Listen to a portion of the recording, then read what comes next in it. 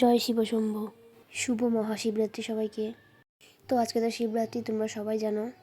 শিবরাত্রির প্রথম প্রহর যেহেতু 6টার সময় লাগবে, আর আমি প্রত্যেকবার প্রথম প্রহরটাই করি, তাই আমি গাছ থেকে কটা গাঁদা ফুল আর কটা ছোটো ছোটো চন্দ্রমল্লিকা রেখে দিয়েছিলাম প্রভুর পুজোয় দেবো বলে। ফুল তোলা হয়ে গেলে এবার পুজোর জন্য আমি সব কিছু গুছিয়ে নেব।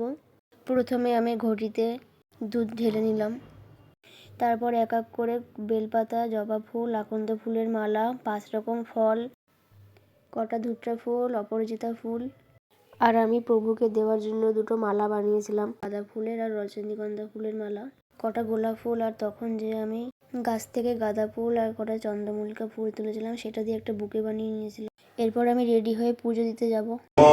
ত্রম্বকং যজামহে সুগন্ধিং পুষ্টিবর্ধনম উর্বারুকমিম বন্ধনম মৃত্যুমুক্ষীয়মৃতাম নমঃ শিবায় নমঃ। প্রভুর মাথায় পঞ্চামৃত ঢালা হয়ে গেলে আমি একটা একটা করে মালা প্রভুকে আর নন্দীকে পরিয়ে দিচ্ছিলাম। মালা পরানো হয়ে গেলে 5 ফল প্রভুর মাথায় ছুঁয়ে আমি সামনে রেখে দিয়েছি।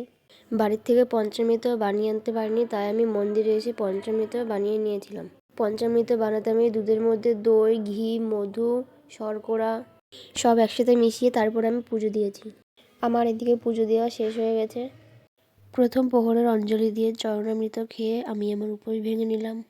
আমার পুজো দেওয়া পুরো কমপ্লিট হয়ে যাওয়ার পর আমি আর মা একটু গেছিলাম আমাদের পাড়ার শিব পার্বতী ঠাকুর দেখতে। বাইরের প্যান্ডেলের থিমটা কত সুন্দর হয়েছে তোমরা তো দেখতে পারলেই বন্ধুরা। আর এদিকে দেখো ঠাকুরটা আর প্যান্ডেলের ভিতরে ডেকোরেশনটা কত সুন্দর লাগছে। তারপর আমি বাড়ি এসে খেয়ে নিলাম সাবু মাখা আর ফল।